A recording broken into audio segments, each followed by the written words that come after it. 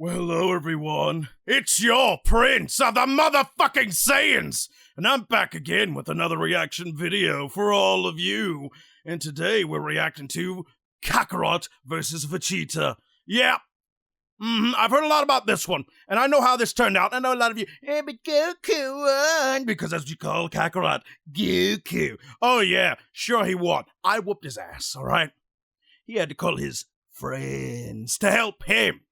I laid it to him. The smack-a-down was laid down. So without further ado, here we go. This video is sponsored by the OG anime streaming service Crunchyroll, where right now you can try the premium ad-free version for 2 weeks absolutely free. Just click the link in the description and give it a shot.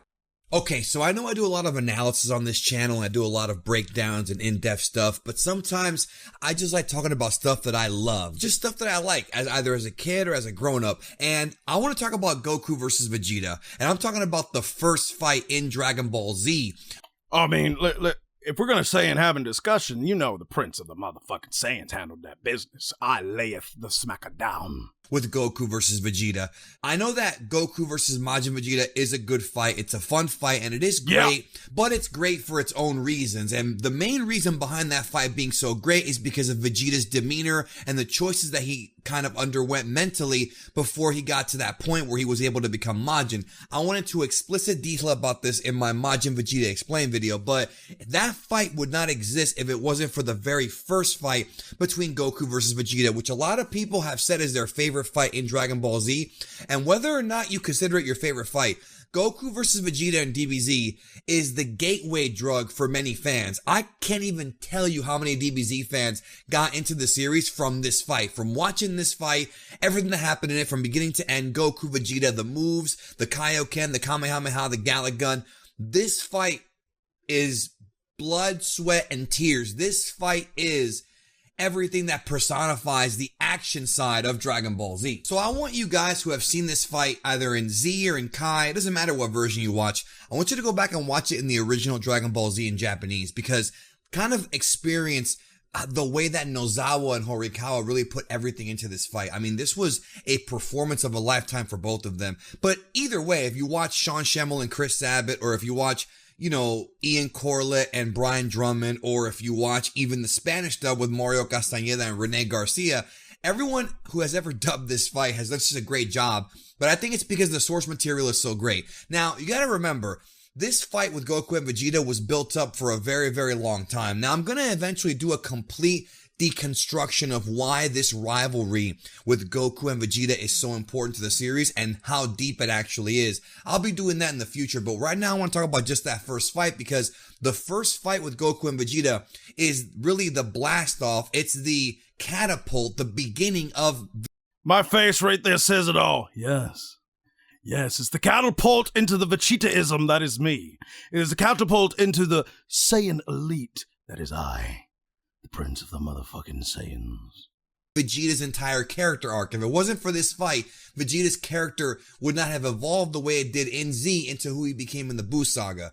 But you have to remember as well that this fight itself was built up for a long time, even though Goku and Vegeta didn't even know who each other were. The whole backstory where Raditz shows up and tells Goku who he really is, and then Goku dies, and then Goku's training for a year because we're constantly being told by the narrator, by Raditz, by, Kai-Osama, King Kai, we're constantly being told over and over again that Vegeta and Nappa, the Saiyans, are a serious threat beyond anything else. If you're watching this in order from Dragon Ball into Z, you would think that Piccolo, Demon King Piccolo, was the biggest threat the Earth ever faced. I don't give a damn what the Green Man did.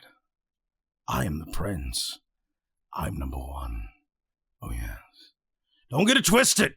The Green Man did his shit, whatever the fuck, spreading out little small hymns and all that shit. But the Prince of the motherfucking Saiyans handles business.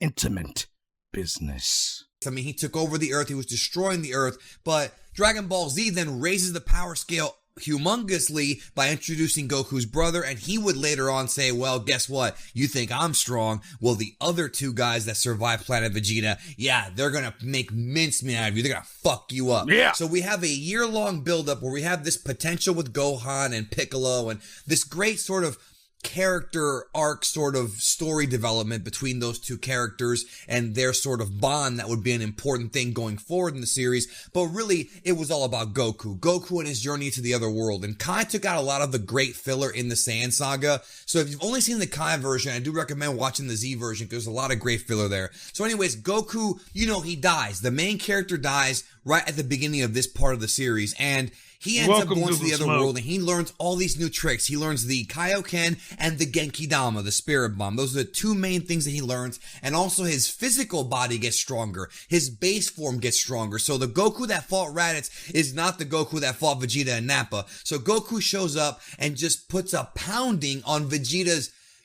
bigger, seemingly stronger, but actually weaker, larger buddy, to where Vegeta's so embarrassed by this guy that he kills him, just wipes him out. And that right there tells you the kind of guy Vegeta is. He has no room for bullshit. You know what I'm talking about? So Goku and Vegeta face off, and at first it's all this confident, cocky trash talk about how Vegeta's like, well, I'm a super elite, you're a castaway, you're a scavenger, I am royalty. Then the fight begins. They start trading hands back and forth, blah, blah, blah, blah, blah, blah. And Vegeta shows that he's not a pushover, yo. Yeah, he's a super elite. Yeah, he's a tough guy. Damn right. He did not lie to Goku. He's really damn strong. And he's talking shit to him. He's like, oh, is that all you got? Show me your real power. And Goku's like, all right, you know what? I'm going to show you my real power. And he starts to glow white. Like, just, powers up glowing white. And then he's like, Kaioken. Just powers up. And you know what? Right now, I don't want you to don't click off the video, but I want you to pull up the episodes. Dragon Ball Z episode 30. Pull it up if you're at home, if you're able to do it. Have it ready, because when you get done with this video, go watch it. Because the whole episode, you got to fast forward to about maybe like 4 or 5 minutes into it after there's some, recap stuff and some talking stuff. And then you get the fight, and most of the episode is just the fight. So get it pulled up right now so you can watch it again. And watch it over and over and over again if you haven't, because it's awesome. Anyway, so Goku does the Kaioken, and then the tables have turned. And the Goku tables just have flicks turned. his wrist, and Vegeta's like, what? I can handle and this the mountain shit. blows up underneath him, like, what the hell? Then he hits him with a big right hand to the grill piece, and Vegeta's eyes are like wide. Like, all right. Yeah, my eyes are wide. I am shocked, okay? You got me when my guard was down, all right? Fair play. But I'm about to kick that ass. Don't think you pissed the prince off. You're gonna get your ass smacked. And you're about to see this in a bit. I cannot believe this man just hit me. Then Goku starts to wail on his face with those left jabs. Bam. Okay. You don't have to emphasize on me getting punched in the face continuously. You don't have to emphasize on that, man. You gotta chill out. You're disrespectful right now. You're being a little blasphemous. I am taking those punches, all right? All right? Yeah. But you ain't gotta emphasize all that. And bam, bam, bam, bam, like freaking, like the way Mickey taught Rocky, just left jabs, right to the jaw, Damn right it. to the jaw, right to the jaw. Then a big kick, and Goku comes in for the kill, but Vegeta sees him, and then boom, kicks him in the freaking face. That is the big boot attack. That's what you get. That's what you get. Get some sweet shit music on that little bitch ass of yours. That little clown ass. Get the big boot. And he's like, yeah, bitch, your Kaioken might have knocked out my boy, but I ain't a pussy, bro. Keep thinking I'm candy. That's right. Try thinking I'm candy, and I will whoop your candy ass. That's what Vegeta told him right there, bro. Anyways, so Goku has this like shocked look on his face. Like he's like a shocked look. And then Vegeta starts laughing at him like, is that the limit to that? Is that all you've got? Because if so, I'm going to be real disappointed. Goku realizes that the Kaioken isn't enough on this man. And then Goku's like, man, this guy's a powerful bastard. But then he smiles and says, I'm kind of getting excited, which is the first kind of indicator in this fight that, yeah, he is a Saiyan and he loves to fight. You know what I'm saying? And that's when he starts to really start to enjoy this thing. And then Vegeta's like, why is he smiling? Did he give up? Is he being defiant?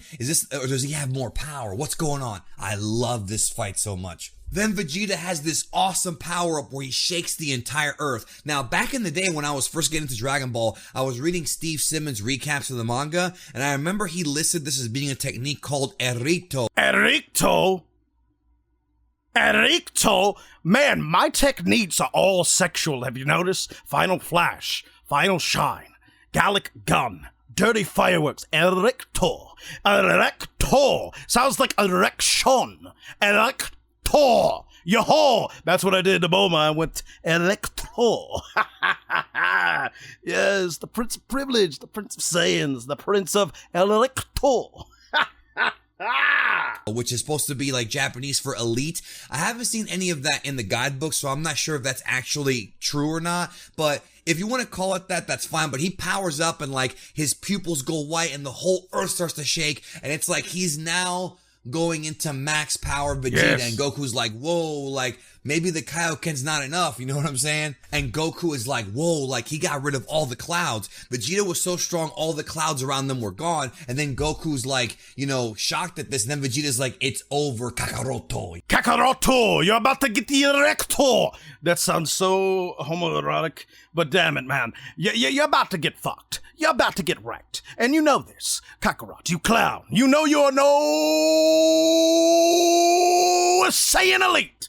So you're about to get that ass whipped. Yeah. So he starts to drop some hurting bombs on Goku, bro. He starts to ravage Goku. Goku has to go into Kaioken times 2, a double Kaioken, the highest he's allowed to go in, but Vegeta is still on him. Then Goku's like, all right, well, I'm going to have to go for a triple Kaioken. Then you have this awesome power-up where Goku's muscles start to rip. You see the biceps, the triceps, the glutes. Okay, man, you're talking about his muscles. Get him. You got to stop. I understand what you're doing, but you're being a little sus. The muscles are vibrating. Damn, it sounds like a hentai. The muscles are vibrating. Oh, yes. Oh, yes. The glutes are starting to expand. My cock, the head of it, is starting to expand. It's getting larger, growing. The power, it's over 9,000!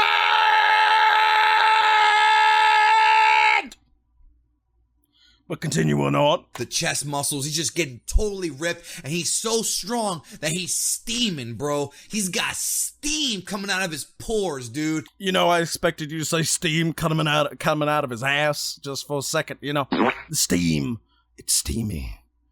I mean, that's not how I would describe this situation, but, Bulma's vitamin P had a lot of steam coming out of that, if you catch my drift.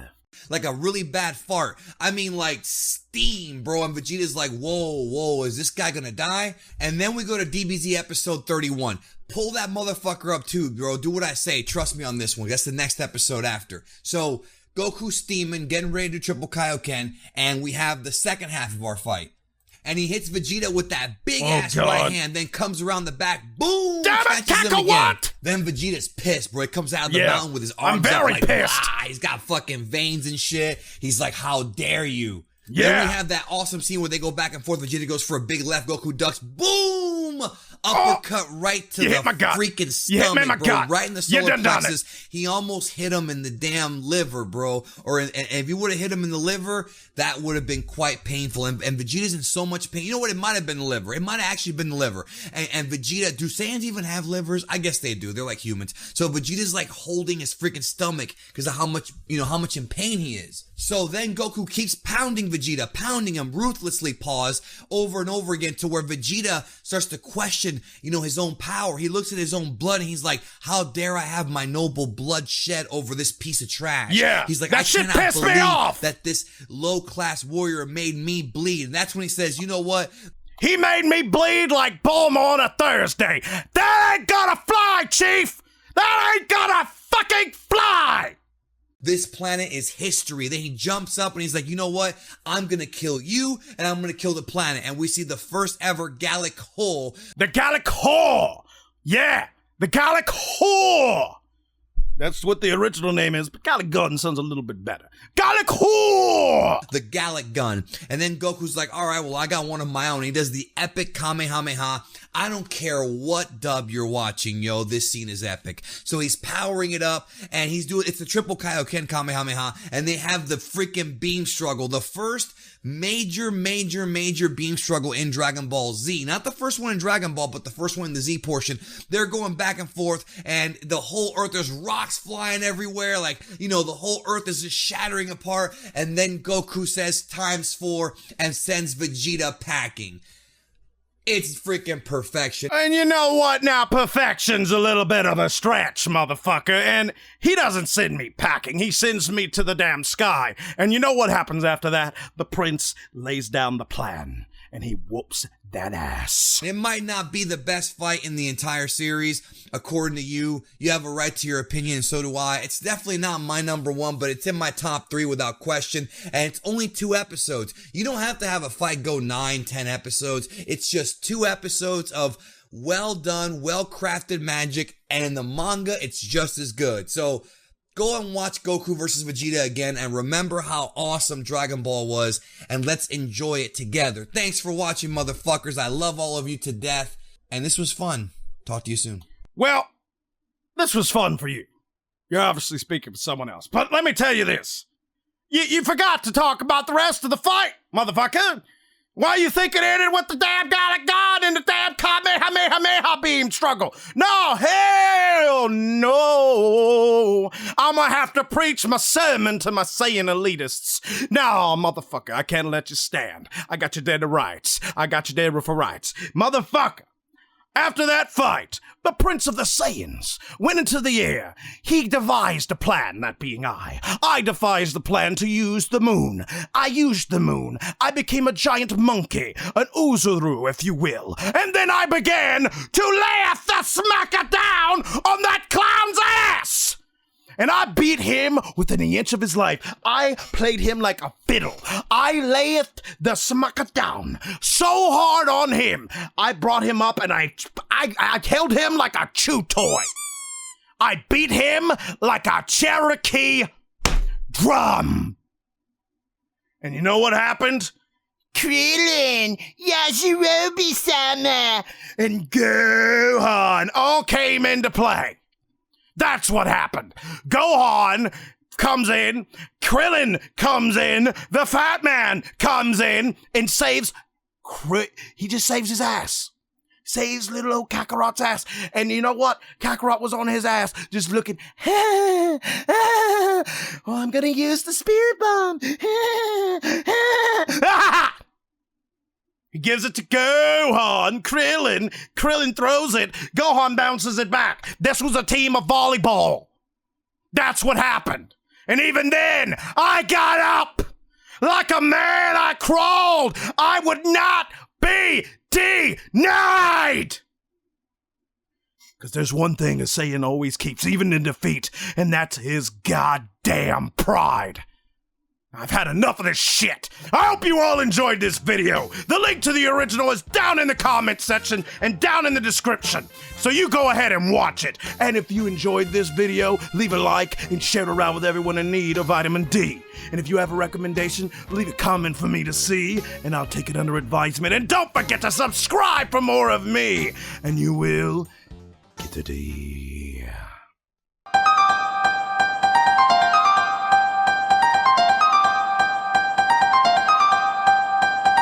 Are you feeling angry, humiliated? Is that it?